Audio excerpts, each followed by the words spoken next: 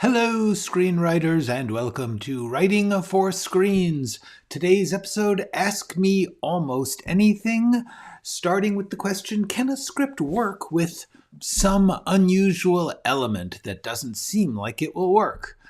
My name is Glenn Gers. I am the Chief Operating Everything at Writing for Screens, a channel in which I am trying to gather together some of the tools and skills and insights that I gained in a 25-year career writing for TV and movies. On my way out of the business, I am trying to leave behind in some usable form the stuff that I had to figure out for myself all by myself. And in order to save you from that long process, give you a little more help, I have developed, let's see, I can show you. This is a screen grab of the main channel page at the moment. And if you look down towards the bottom, you will see playlists. These are the playlists a little closer up. As you'll see, the first three playlists are Screenwriting Essentials, Screenwriting Tools, Skills, and Craft, and The Process, Being a Writer. Together, these three playlists contain 50 short lessons, each one about 10 minutes, a very simple video full of practical ideas and things for you to try out, because everyone has to figure out their own way. There is no right or wrong. There is no absolute standard practice. Every artist must figure out their own path, what they want to do, how they work, what they are what's available to them. All of those things are unique to you, and only you can figure them out. So all that a teacher can do is give you as many bits of information and tools as possible for you to try out for yourself to decide, does this work for me or does it not? That's the thing that every artist has to do in order to become an artist. You got to figure out who you are, what you want to do, what you can do, and how you do things. Those are for you to do it. My channel here is simply a bunch of things to try out to see what's right for you. In addition to that, I have live streams every Wednesday, if I can make it, at 1 p.m. Pacific Standard Time Zone, which is currently in the U.S. at Daylight Savings Time. We have switched our hour, 1 p.m. Wednesdays, if you can make it. If not, these are all gathered together here on the site. You can watch any of the live streams anytime. All of this is available 24/7 for free for you. Let me say some hellos, and then we will move right into the questions of the week. Hello, Sonia and Diane with her caps lock on. Hello, Elliot, Dina Blankhart. Very nice to meet you. We've never met before. Hello, Doreen, Pelicans, Thumper, Michael, and the bearded screenwriter. Hello. Yeah, I'm doing the thing. I'm doing it right now. Hello, Matthew and A Link. Hi. Plus Adam Lum. How are you? It's Wednesday, Glenn o'clock. Ooh. Where else would, yes, happy imminent birthday to Adam. All right, let's get to some questions, because then I can open it up to questions from you guys. The first question, which provoked the sort of general version of, can this script work with this issue? The issue that I got an email about was, can a script work with multiple types of flashback? And allow me to get more detailed about that. The original question was, can a screenplay work with both subjective and objective flashbacks? And can it work with subjective flashbacks from more than one character? Now, this is actually an interesting technical question, but it raises a larger and more useful to the general public question about, can this work? People talk about this screenplay works, this screenplay doesn't work, that scene doesn't work. Work is a very subjective thing. So the first thing I would say about anything about like, can this work? Is there an absolute rule that says you can never ever do this thing? The answer is always going to be, for me, no. Try and figure out how to make it work. In other words, can it work? Make it work. The question then becomes, how are you going to make it work?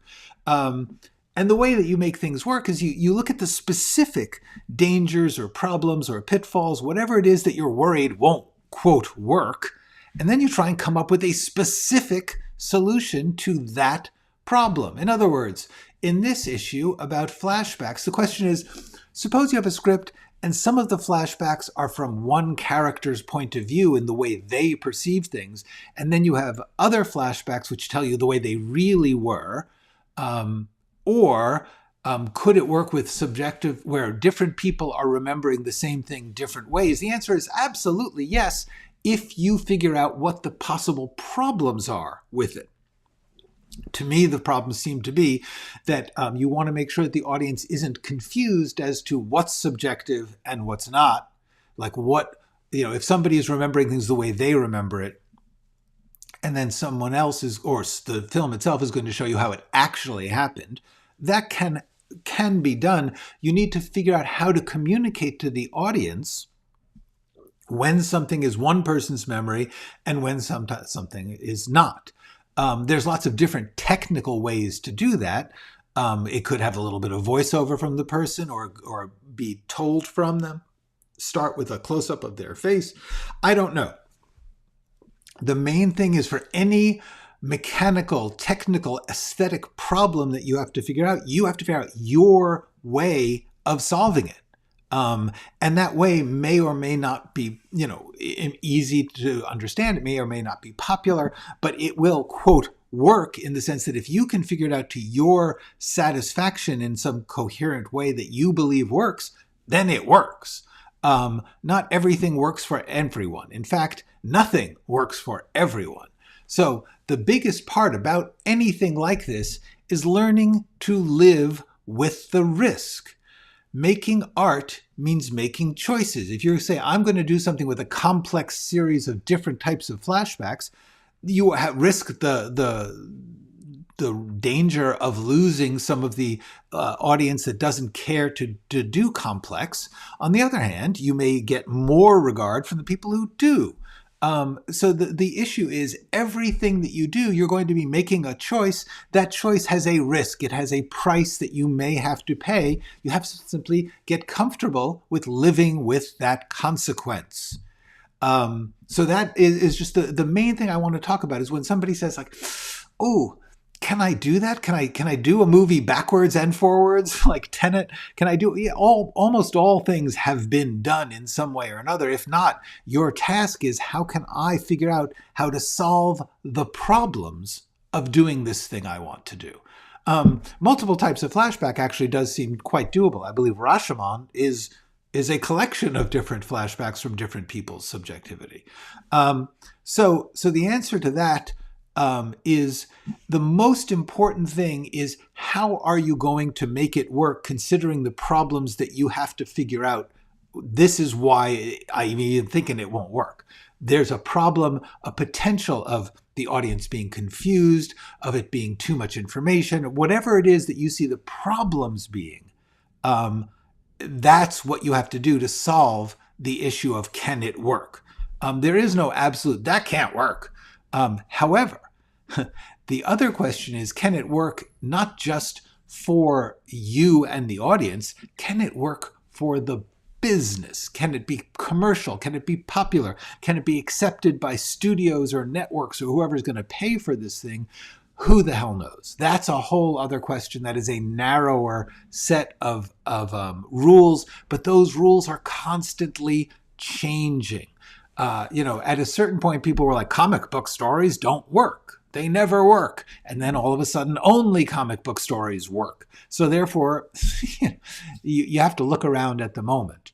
But the main thing is, if you are trying to be commercial and popular, and you're doing something that is outside of the common form of your moment and your culture, you probably won't get a lot of popularity. That's the price you pay for doing something interesting.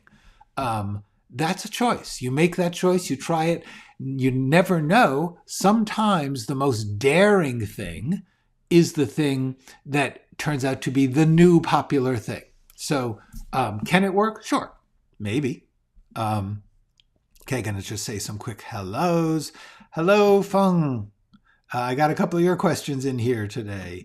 I am glad that you found my videos. It's great to have you here. Thank you for being here. Hello, Wolf. Wolf Powers is here, and my fan trub. Okay, well, let's leave politics off the live streams, I think. but thank you for the hello.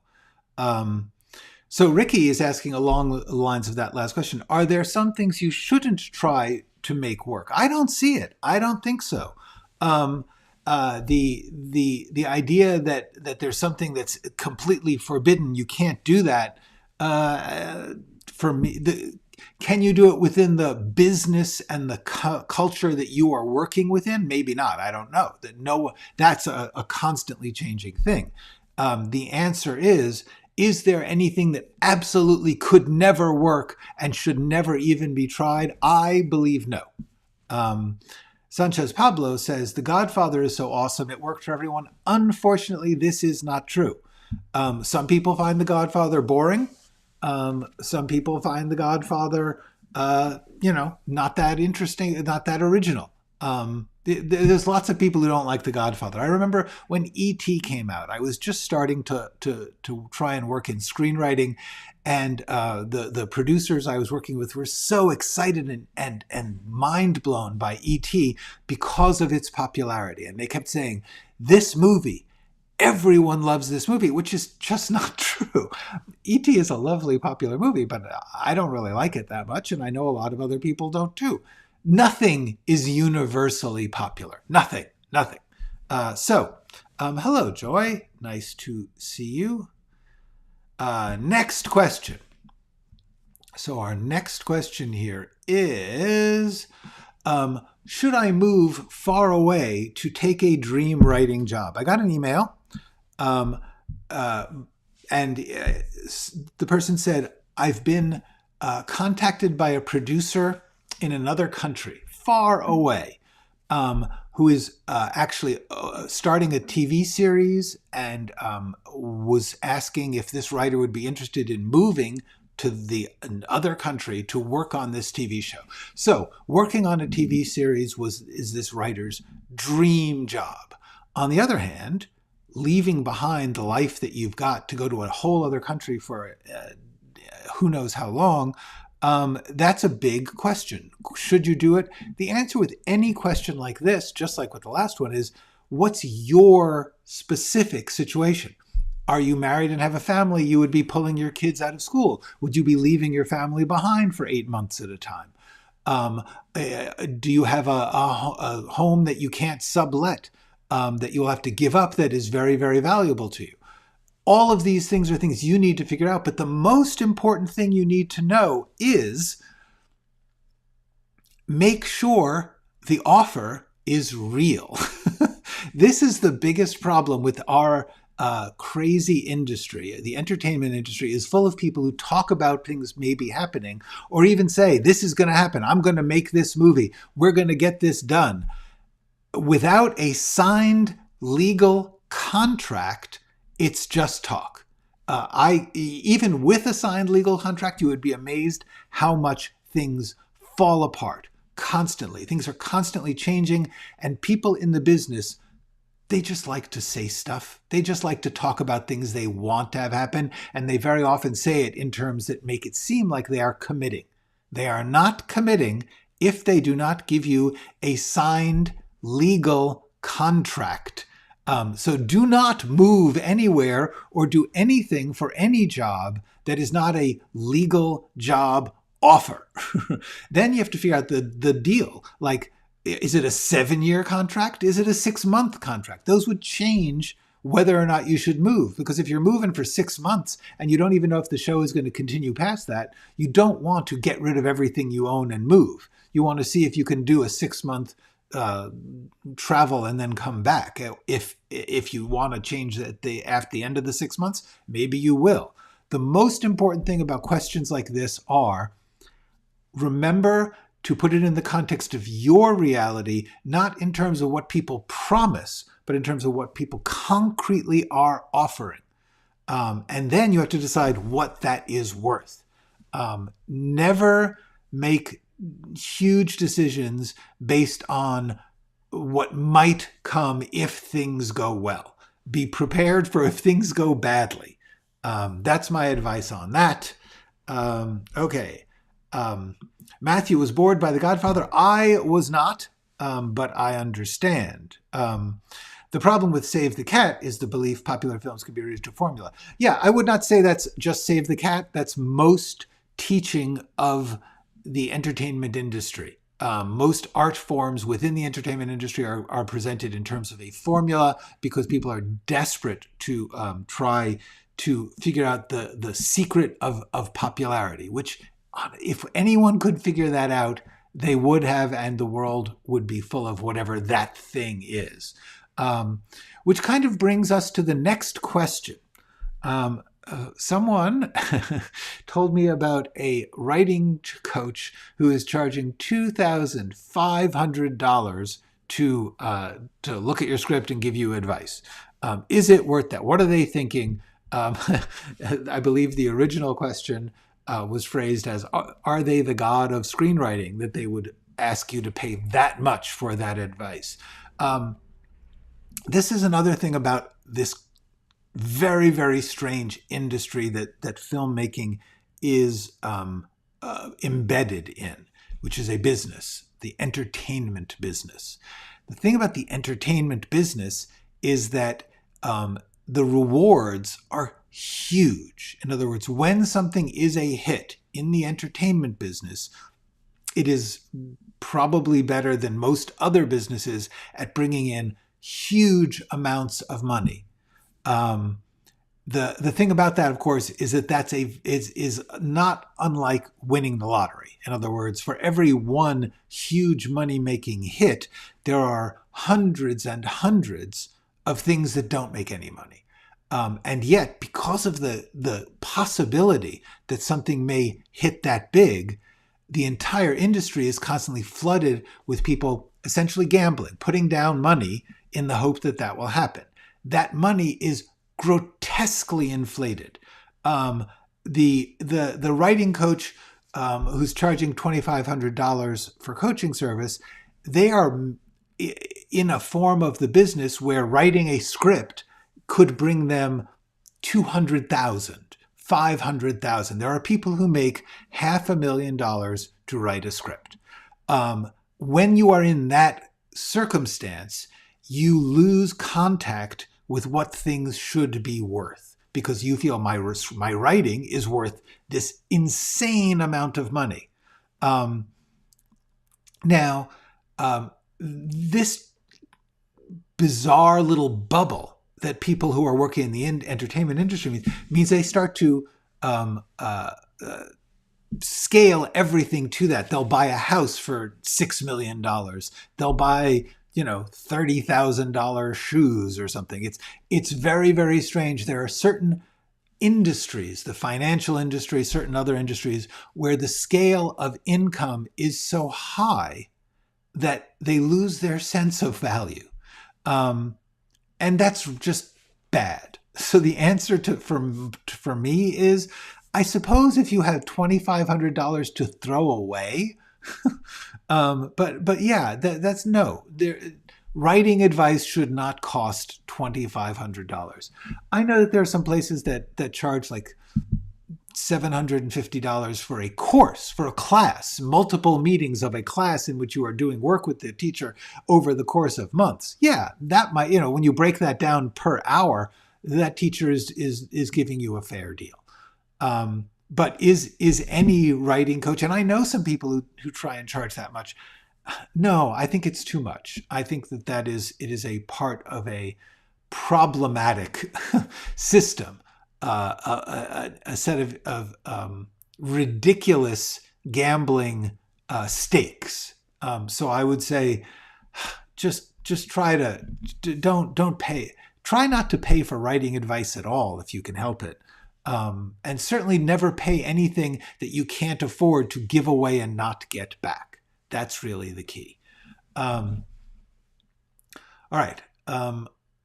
So our next question was in the form of an email. How many drafts does a script go through? The actual question in detail was, how many drafts does a script go through? How do you rewrite a script to its final version? And does a first draft of a script need to be perfect or not? Well, the last one is no. The whole point of drafts is that you get a little bit of the project done at a time. You don't get the whole thing at once. It is never perfect, but certainly it's not perfect when you start. That's why we have drafts. So the main thing I want to say is that I've gotten into this in pretty great detail in a couple of videos. The first one I called the spiral process. That's a live stream. I'll put the link to that, to these videos down in the description after this is over. But the spiral process, the idea that you come back around and you go through it again and again, looking at different things in different ways as you do it, is, to my understanding, the best way to handle this. If you have a way, if you need to make the first page, finished and then move on to the second page, and that works for you, cool. Do what works for you. But if you're having any trouble, please try a process which allows for drafts. Almost every writer I know of writes many, many drafts. It is not unusual to hear about 5 or 10 or 20. And that's before you get other people involved. The other thing about screenwriting is you don't get it right and then it's done and you get published or made. When you get a script done after your 10 drafts, which you've done by yourself, then you show it to producers and directors and executives, and every single one of them will ask you to do a new draft. That is the way that professional screenwriting happens. It is almost never a case of somebody just saying, I like this script, let's do it as is. Almost never. It does happen. You hear about those things. You hear about them because they are so unusual. So please do look at the 2 videos. I will put them down, the links to them in the description of this video when I am done talking here live. And the final question that I got through email was, should we care about the writing in the action lines? In other words, in the descriptions of things happening on the screen that are not dialogue. A script is basically what are called slug lines, which divide the scenes, and then what are called action lines, which is the description of what's happening in the story or on the screen, and then dialogue. So the question is, the original actual specific question was, a screenwriting teacher said, not only the dialogue needs to have rhythm and sound good, but also the action lines needs to have some form of rhythm. He explains that the readers for spec scripts are usually interns that hate reading, so it's important to take that into account and make the action lines as exciting as possible. Does that sound reasonable to you? So my answer to this is like an important message, which is, the explanation for why you need to make the action lines good is wrong. I mean, it's, first of all, whether or not somebody is a grouchy intern who doesn't want to read or a busy star who doesn't want to read, nobody in the business wants to read all the things they have to read. They have a huge amount of scripts coming at them. So the answer is, yes, people are reluctant to read. You want to make your writing as readable as possible, but that's not the main point. The main point is you try to make every sentence and paragraph and page of anything you are writing as good as you can. Yes, absolutely. Someone who says, oh, I don't care about the action lines, I don't have to write them well, that's crazy. The answer is yes. Whatever you're writing, try to make it good, as good as you can. You should take the time to make your writing as readable or as quality as you can. But this is the important thing to talk about. First of all, defining the word good. In other words, when you say make the action lines good, give them a rhythm, for instance. Rhythm is one thing that's good. Clarity is another thing that's good. Emotion is very good. There's so many things that are good, and you have to decide what your definition is of good. If you're Henry James and you're writing a Henry James novel, the definition of good is long, complex sentences with many parts, which you have to follow through complex, long twists and turns. In screenwriting, that's generally not good. But if you've decided that that is the kind of writing you want to do, and you're willing to, as I said before, pay the price of losing people who don't want to read that kind of writing, then that's your good. But the other thing about this is that you do it as good as you can, because nothing will ever be good enough until you accept your definition of good enough. To say, that's as good as I like it. I think it's good, and therefore I'm going to move on. If you are looking at it and saying, that could be better, and you don't make it better, that's on you. You're not being a good enough writer. If you can see something, you say, this could have a more exciting verb. This could be shorter. This could have the character's name up front so that we know who we're talking about. There are 100 little details that affect the quality of sentence-to-sentence writing. The more that you study writing, the more that you read writing, the more that you say, what do I think is good writing? And that the more that you apply that to your writing, the better. There's just no way around it. Try to make every sentence and paragraph and page of your writing as good as you can. Now, that does not mean you should never finish something because it's not as good as it can be. At a certain point, you say, this is good enough, and that's okay. But that has to be defined by you saying, I can't think of any particular way to make this better right now, so it's done. That's really how you decide. If you look at it, you go, this doesn't feel quite right, then you should keep working on it until you say, that's pretty good. It may not be the best thing ever. It may not be the answer to every problem in the world, but it's a good sentence. That is absolutely required of every piece of writing you do. Okay, so let's get to some of your questions. Joy says, I have a character who has to deliver a lecture that's important to the protagonist's arc, but it's sounding didactic and breaks the comedic tone leading up to it. How can I keep that tone? Well, that's sort of exactly what we were just talking about. Why is this didactic and different? What is it about this that you felt couldn't have room in it for the humorous style of the rest of the script? Is that because of the way the character is built? Is this person simply humorless? Or is it because you have certain information and you're afraid that it won't get across if it's humorous? What I would say is you have to define exactly why this is sounding didactic. Because what you're saying is it's sounding didactic like it has to. And I would say the way to look at the tone is to say, well, what about the other stuff works differently? And how can I apply that to this character in this speech? Does that make sense? The answer is, if you've got a speech that you feel is required, look at it and think, how can I make it also entertaining or interesting? Maybe the speech itself is not what's entertaining, but the reactions of the other characters, or maybe instead of a speech, it's a dialogue, or I don't know. Everyone will have to always come up with your own answers while you are working, but the basic answer remains, if you have something that's not working within the rest of the script, it's up to you to look at it and say, well, why is this not like the rest of the script?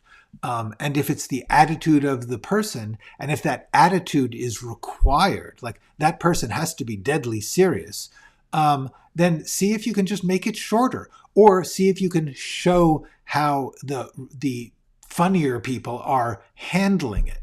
There's all sorts of different ways, but the main thing is sometimes, at very worst, if it's got to be there and it's got to be didactic, keep it short.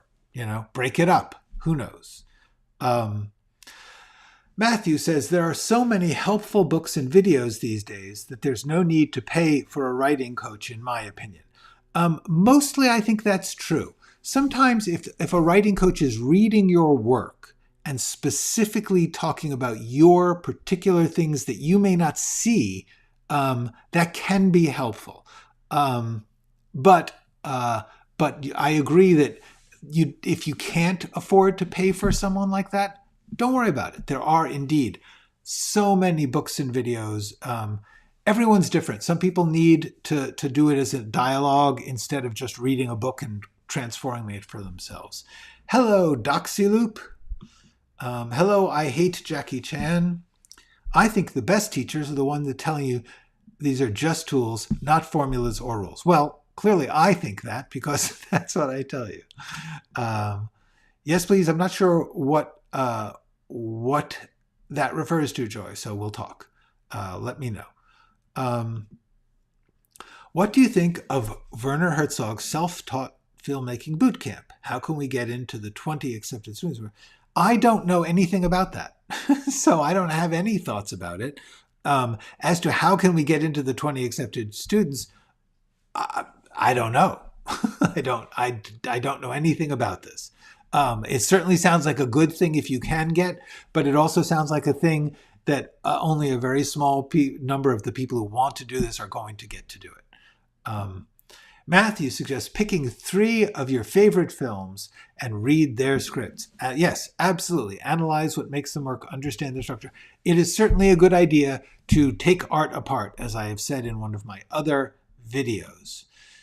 Do you spend time making your dialogue read good or sound good? Yes. Yes, I do. I spend a lot of time on that. I don't spend it, I tend to spend it in bits and pieces. I'll come back to it and say, is that, sounding good? I'll read it out loud. And then I'll step away from it and then I'll come back. The sense of drafts, this is the most important way that I find to do that. Sometimes you're really busy and you get one bit of a scene to work, but the others don't. Then you come back and you get the dialogue in that other section to work, to feel good to you as a creator.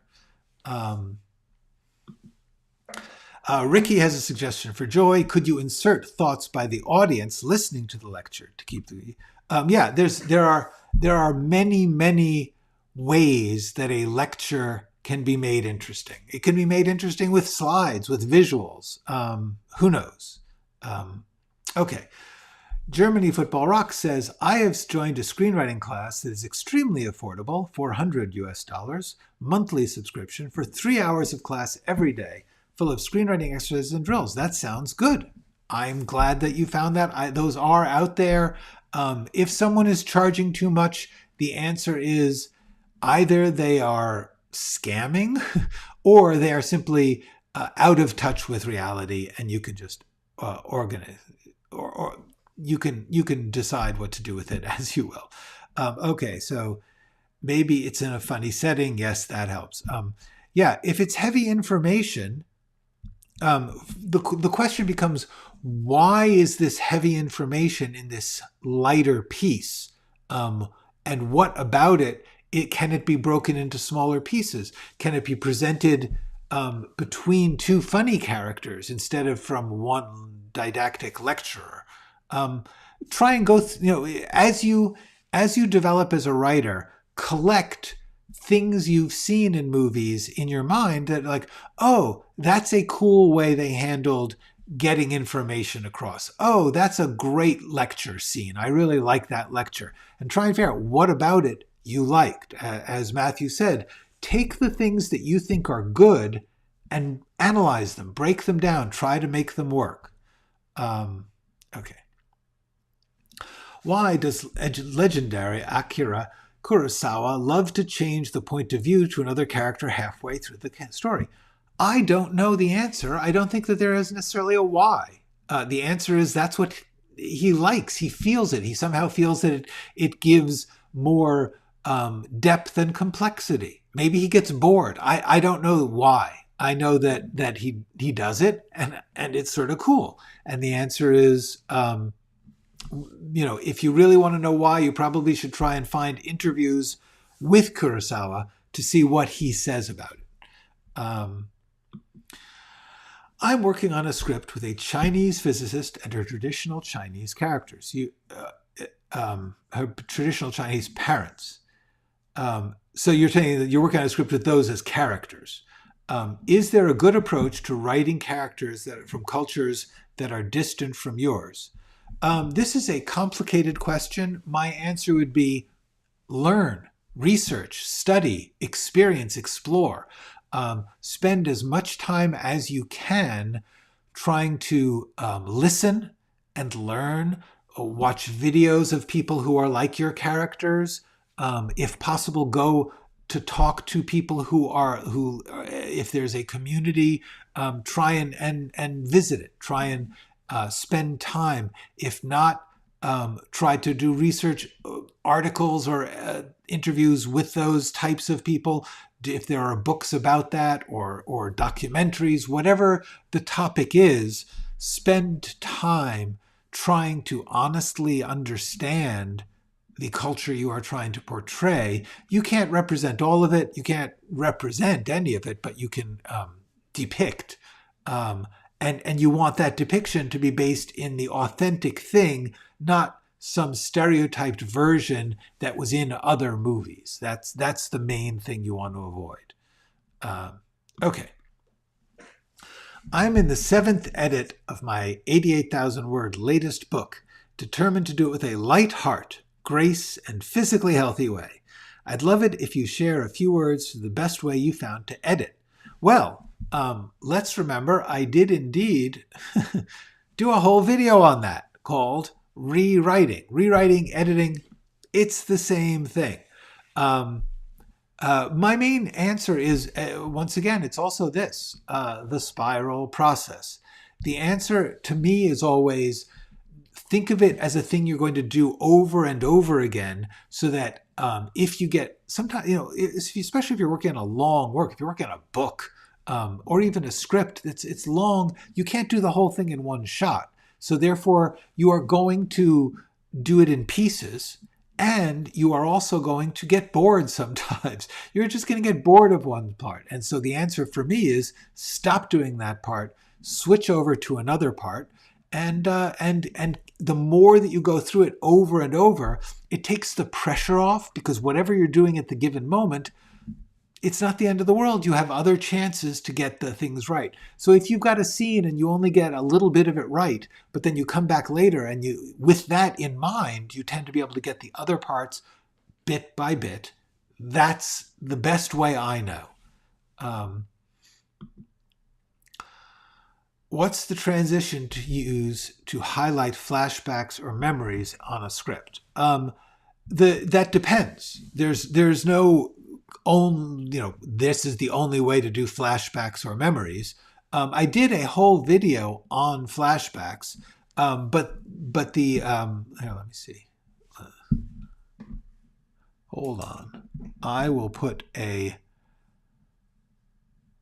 is a flashbacks video, which I urge you to look at. The main thing is you can do it simply by cutting.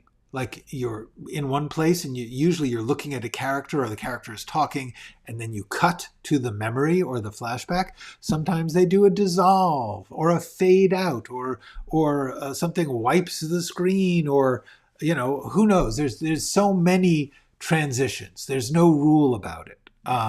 The right answer is study as many things that you like which have flashbacks and see how they do it. And make a sort of catalog in your mind of possible ways. Remembering that if you are saying this flashback is going to start by, panning up to the trees, the director may not want to do that, and they don't have to do that. So don't don't direct the movie. Just write the scene, write the person, write the flashback, and let the director figure out how they want to do the transition. Oh. Roberta, what do you think about the new screenwriting AI software, which will upload the script and draw your characters' real faces? I think it's just a silly gimmick that is not worth a lot. I don't mind the idea of using AI in some ways. I don't see the value of some sort of semi-generic computerized sketch of your character. Picture them in your head. Make them come alive in your mind. And then you'll use words, and the other people who read it will have some other image. So it does not matter. It doesn't matter at all. The important thing is for you to imagine. If you let AI do your imagining for you, you are weakening your work, in my opinion. Feng says, I loved a Hong Kong movie that a monk who lost trust in the world and turns a prostitute. Then he fell in love with a girl, but found her past life as a merciless killer. Would writing that work in the U.S.? I don't know. Once again, the question of whether something will work in a commercial sense, nobody knows.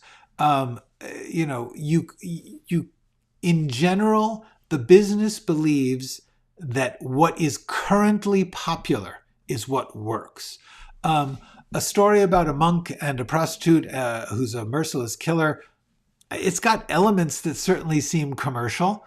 It would all depend on how it's done, the quality of the writing, the quality of the characters, the interesting twists and turns and resolutions that the story makes. That's what's going to make it possibly work. Okay. Robert Freeman, hello. How can I help myself? My best ideas always come when I am swimming, but I can't bring final draft to the swimming pool. Okay, well, that's a legitimate question. A practical question has a practical answer. You might try getting some kind of, put your phone in a plastic bag, leave it at the side of the pool, and do voice memos when you get to the end of the pool, of the lane, without touching it and getting it wet. You could also try just having a pad of paper and a pen, and it will get wet, but you'll get something written down. The answer is find a way to record or capture your thoughts in some form that is waterproof. Maybe use a little portable whiteboard and a little marker. So if it gets wet, it doesn't matter. I don't know. These are the answer is practical problems have practical solutions. In this case, the problem is water. How do you get ideas down in a way that can be preserved when your hands are wet, when you are wet? The answer is start to think about ways that you could do it. A whiteboard seems like a good idea. They make little whiteboards about that big, little pen. There you go. Kirby Light says, let's stop on the questions so that I can, I'm going to have to end a little early this week.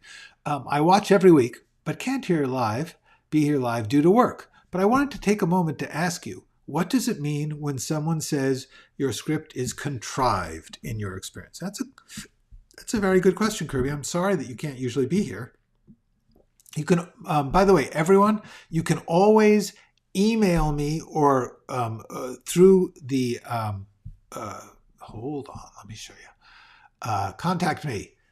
Go to writingforscreens.com and click on Contact Me. That will send me a direct email.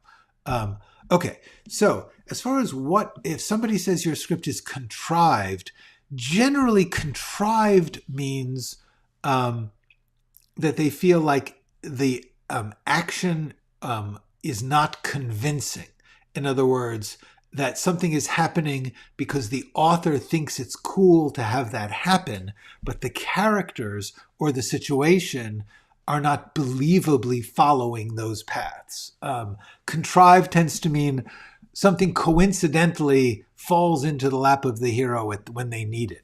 or that there's a secret that they're keeping, which they ordinarily, you would think, would have talked to somebody about. Whatever it is, it means contrived means that it feels like the actions and the characters are not convincing. They don't seem believable or logical according to either the logic of the real world or the logic of the story. Something is not feeling believable. Beyond that, I wouldn't be able to know completely, but it does seem like, in general, contrived means either that or it can mean formulaic. In other words, this just seems like stuff taken from other movies or other art forms and used because you think it's cool, but once again, it's not true to the characters and their world, to the logic of that world and those people. Very often things are contrived because they don't feel motivated. In other words, why would someone take an extreme act? We don't know enough about their feelings or their situation to understand why they would go to such an extreme or take that particular choice.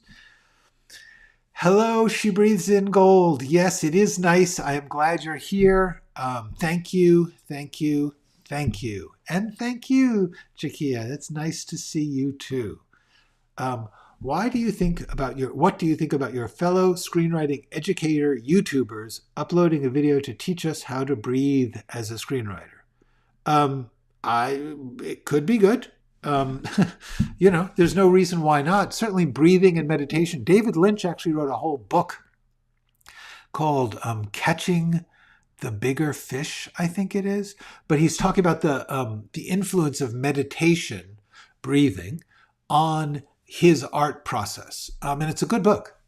Catching the Big Fish, I think it's called. David Lynch. So the answer is, what do I think? Yeah, sounds good. I mean, anyone who's saying like, oh, you don't have to, think about your characters, just breathe, try it. It doesn't seem like a workable plan to me. But if someone is saying that you need to, it's helpful to learn to relax when you're writing, I would say that's absolutely true. Thumper says Bureau works on skin. So Thumper is suggesting for Robert and his swimming issue that you write in a ballpoint pen, as we call it in America, or a bureau on your skin. It depends. Sometimes the ink is not water resistant, so therefore it'll wash off in the pool. Second of all, it seems to me like once you have the pen, you had to go get the pen unless you're carrying the pen in your bathing suit. So you might as well have all your recording or capturing device, whether it's a pen or a paper or whatever, just have it on the side of the pool, and you'll be able to handle it. They make waterproof paper and notebooks for scuba diving. Yes, okay. See if that works. Robert Freeman, Donna says, you've got the makings of $1 billion idea there. Invent the way and offer it to the world and use it, obviously, while swimming. Okay. Stay Foolish asks, do you think Martin Scorsese 5 hours filmmaking lecture in BFI Player is worth watching for screenwriting? Worth is a subjective issue. Some people will get a lot out of it. Some people won't. It depends on how much it costs for you. If it's charging, can you afford to pay that money and not get it back? Because that's the thing about any of these educational things. When you pay the money, you don't get it back. It's not like you. So therefore, you have to be willing to lose that amount of money to get that experience. I would bet that Scorsese's stuff is interesting. On the other hand, there are tons of interviews with Scorsese. Scorsese's probably done some commentary tracks that are maybe free. I don't know. The answer is, do I think that a filmmaking lecture is worth watching for screenwriting? To a certain extent, yes. It is good to understand filmmaking. The problem is he's partly talking as a director. And you as a writer may not be able to accomplish the things, maybe not be able to do the things that he can do as a director because he's dealing directly with the actors or the designers or the producers or the sets or the locations. And all you've got as a screenwriter is the words. On the other hand, Scorsese is very deeply involved in the characters and the developments of stories. And so therefore, couldn't hurt. Thank you, A-Link, and thank you, Kirby. Don't forget, to hit the thumbs up button. Thank you, A-Link. A-Link has another possibility for Robert. Write in the Rain is a brand of waterproof notebooks. Interesting. That 5-hour Martin Scorsese lecture is free on YouTube. Well, then then the question is it worth your time? It seems pretty great. I don't know. I've read several books of interviews with Scorsese. I find them interesting. I've watched his documentary on Italian film. I thought it was very interesting. You have to decide what in your life will be the price you pay. What will you not watch by watching this? If you got the time, absolutely do it. If you feel like you're going to be interested, also try it out. It sounds like waterborne or waterproof ideas are a thing for this group. I absolutely agree. It has been delightful to talk to you all. I hope to see you next week as we all continue to do our work and try and be creative. So therefore, I hope that you will go write something.